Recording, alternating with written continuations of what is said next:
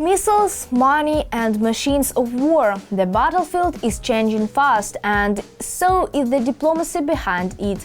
Nordic countries just dropped nearly $500 million on US-made weapons for Ukraine, including Patriots and anti-tank killers. Meanwhile, Russia threw away K-arms limits and prepares for Cold War-style missile tests. But Ukraine isn't backing down. New ground drones are fighting back, saving lives and smashing Russian lines.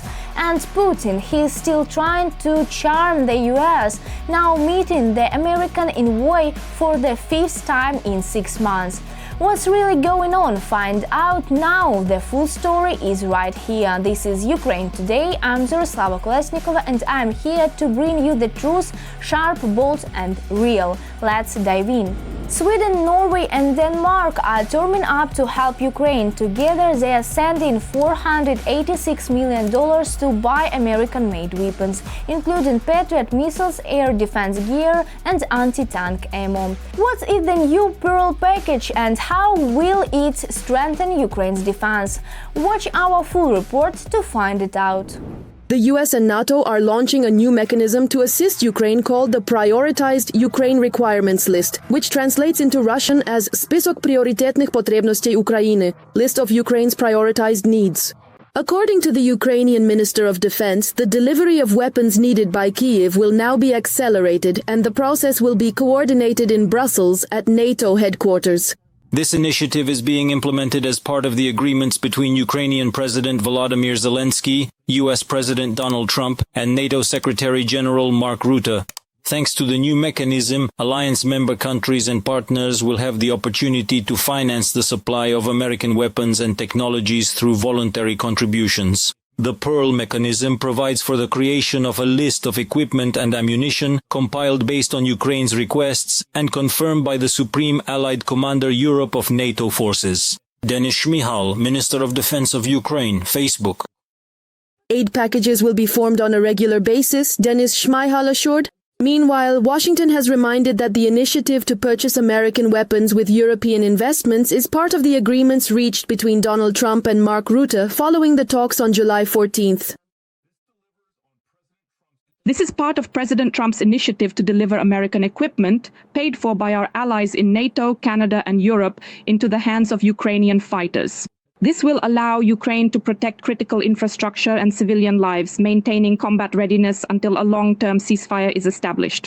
This is about providing Ukraine with the equipment it urgently needs right now to defend itself against Russian aggression. The goal of all alliance assistance to Ukraine is to end the war by establishing a just and lasting peace with the unwavering support of President Trump.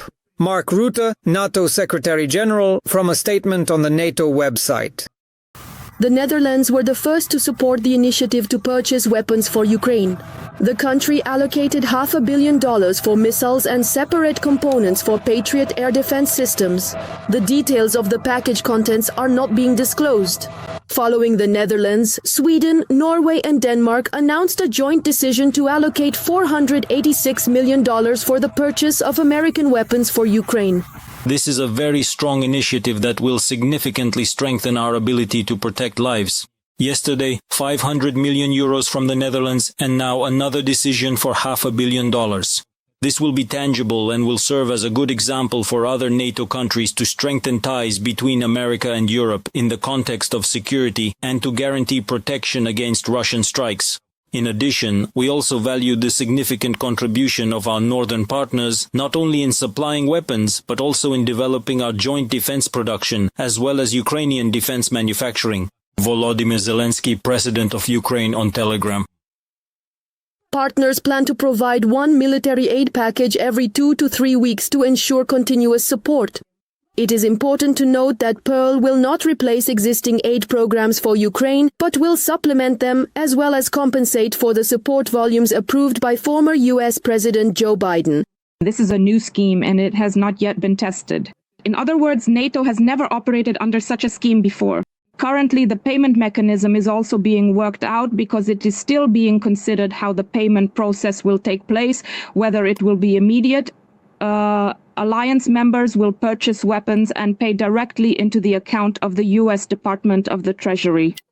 Or, as outlined in a bill that was submitted to Congress a few days ago, a specific fund will be created under the Department of the Treasury and payments will be made through this fund.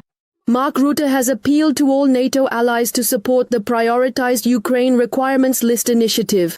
I expect further important statements from other members of the bloc in the near future, noted the Secretary General of the alliance.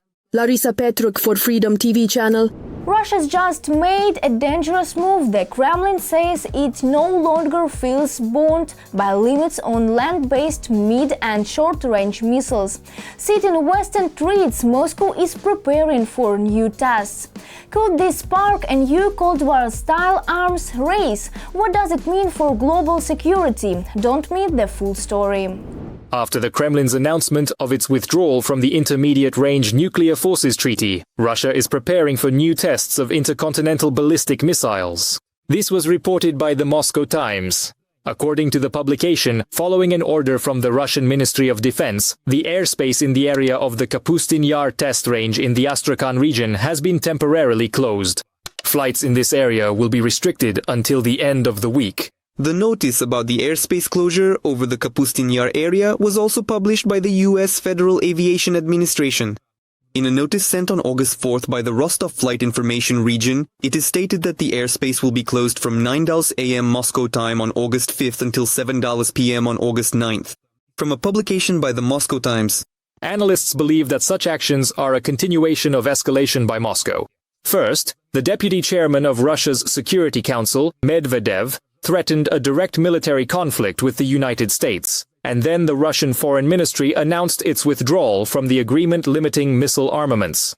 In the statement from the Ministry of Foreign Affairs, it is said that the Kremlin will supposedly make decisions, I quote, on the specific parameters of response measures based on data regarding the development of the international security situation. Since our repeated warnings on this matter have been ignored and the situation is developing towards the actual deployment of US-made ground-based intermediate and short-range missiles in Europe and the Asia-Pacific region, the Russian Foreign Ministry notes the disappearance of the conditions necessary to maintain a unilateral moratorium on the deployment of similar weapons and is authorized to declare that the Russian Federation no longer considers itself bound by the relevant self-imposed restrictions previously adopted. From a publication on the website of the Russian Ministry of Foreign Affairs. Analysts consider Russia's statement about withdrawing from the Intermediate-Range Nuclear Forces Treaty to be manipulative. Previously, this type of weaponry was restricted by a treaty that Ronald Reagan and Mikhail Gorbachev signed in 1987. However, in 2019, the United States withdrew from this agreement, accusing Moscow of violating its terms. Washington stated that one of the missiles in the Iskander system did not comply with the treaty's requirements. Moscow, however, denied everything. Russia has never supported any self-imposed or external restrictions regarding the deployment of short, medium, or long-range missiles. Let me remind you regarding my question about the Iskanders, the ballistic system with a range of 500 kilometers, they fall under this classification. They deploy them wherever they want, strike Ukraine, various locations, place them in the Kaliningrad region in Königsberg to threaten Europe without imposing any restrictions on themselves. After Russia withdrew from the treaty, Deputy Chairman of the Security Council Medvedev made a statement. He called the Kremlin's actions a response to NATO's anti-Russian policy and threatened with some new measures. Analysts from the Institute for the Study of War believe it is no coincidence that it is Medvedev who voices all the new threats to Washington. This is part of the Kremlin's information campaign. He's a cowardly little man. It would be easy to grab him by the ears and lock him up for life somewhere, yes.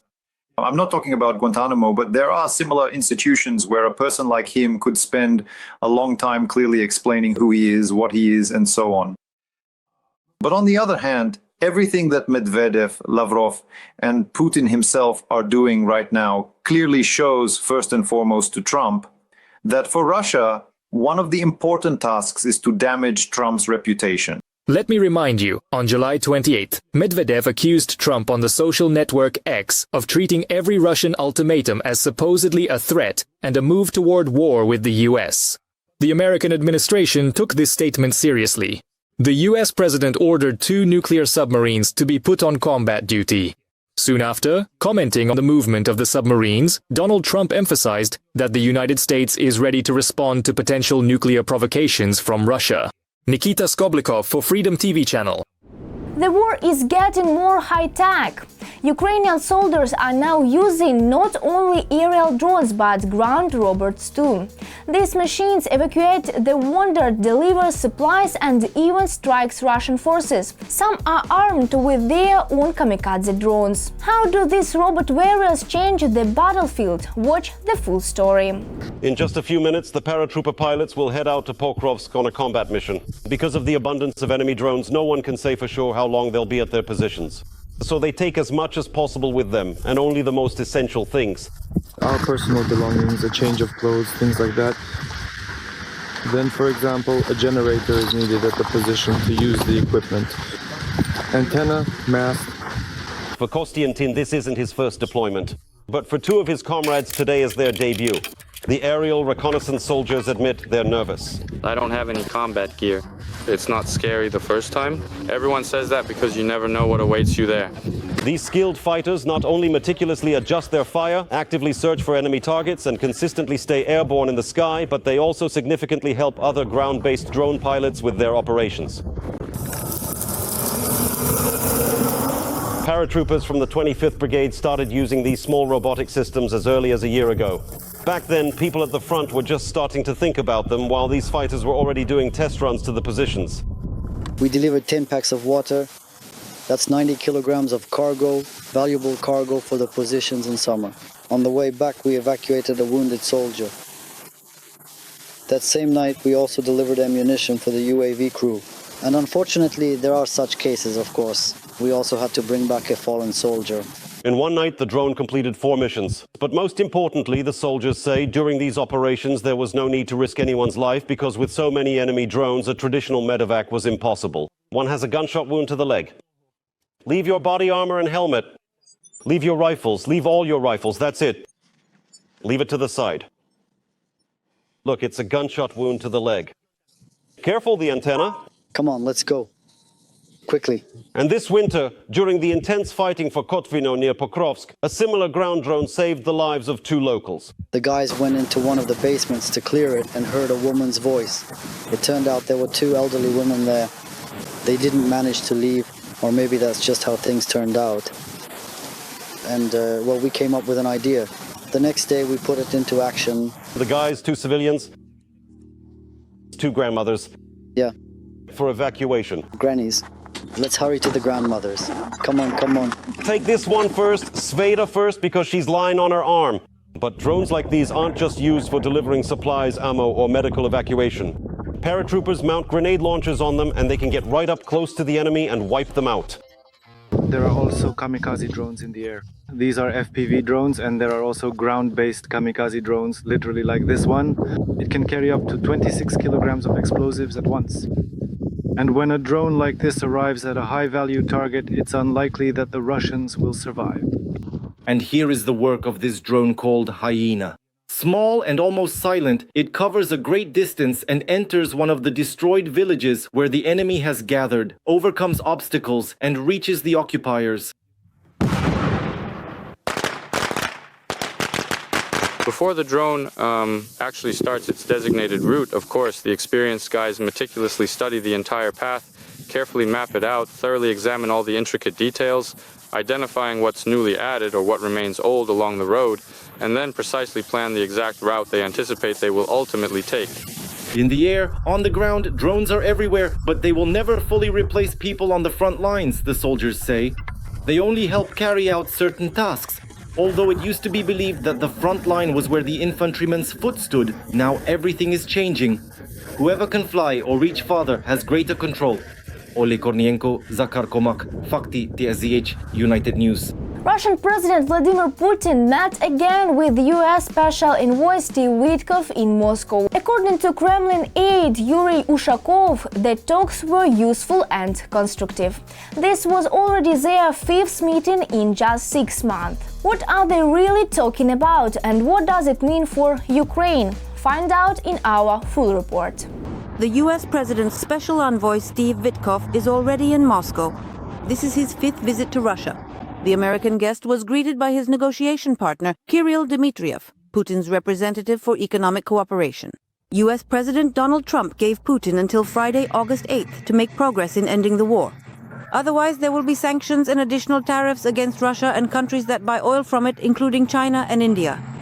The American leader confirmed that based on the results of Vitkov's trip, he will decide whether to impose these restrictions and at what percentages. We'll see what happens in the very near future. Will we see it? Yes. You know, they have a meeting tomorrow. We have a meeting with Russia tomorrow. We'll see what happens. Then we'll decide. On the eve, there was a phone conversation between Trump and the president of Ukraine, Volodymyr Zelensky. The head of our state called it productive and reported that the parties coordinated the positions of Ukraine and the United States and exchanged assessments of the situation. Today I spoke with President Trump. The most important thing was about ending the war. He is very well informed. He knows about the Russian strikes, knows about the situation on the front, about the fact that the Russians are now trying to make their attacks more intense. We in Ukraine fully support the American proposal for an immediate ceasefire. According to the president, it is important that Moscow starts to take into account the pressure from the world, the pressure from the United States of America, and the threat of tougher sanctions for the war. Volodymyr Zelensky is convinced that for Russia to agree to peace, it must run out of money for the war. Meanwhile, at the end of the week, as reported by the media, Trump's special envoy Keith Kellogg is expected to arrive in Kyiv. The U.S. State Department says that Trump is dissatisfied with Putin and Russia. The president is dissatisfied with Mr. Putin and Russia, but he remains committed to diplomatic solutions. We have also heard the president's remarks about the possibility of secondary sanctions against countries that purchase Russian oil. This has been openly discussed by the president, but we will wait until the president announces the decision himself. Perhaps we'll find out the answer as soon as tonight. According to Trump's published schedule, today at 11:30 p.m. Kyiv time, he will make a statement from the Oval Office. However, the topic of the address has not been announced. The Financial Times, citing its own sources, reports that Trump is preparing new sanctions against the Russian shadow fleet. And Bloomberg writes that the Kremlin, in order to avoid sanctions, is preparing options for concessions. One of them is an air truce, meaning a pause in drone and missile strikes without a full ceasefire. Trump, who needs a result from his efforts that is obvious to voters, may once again fall for Moscow's tricks. The only concern is that Putin might use the air truce to stockpile drones and missiles and then strike Ukraine with renewed force. Much like how he used his so-called Easter truce on the front to clear mines and regroup troops, only to intensify the offensive afterward. Oksana Lototska, Fakti, ICTV, United News.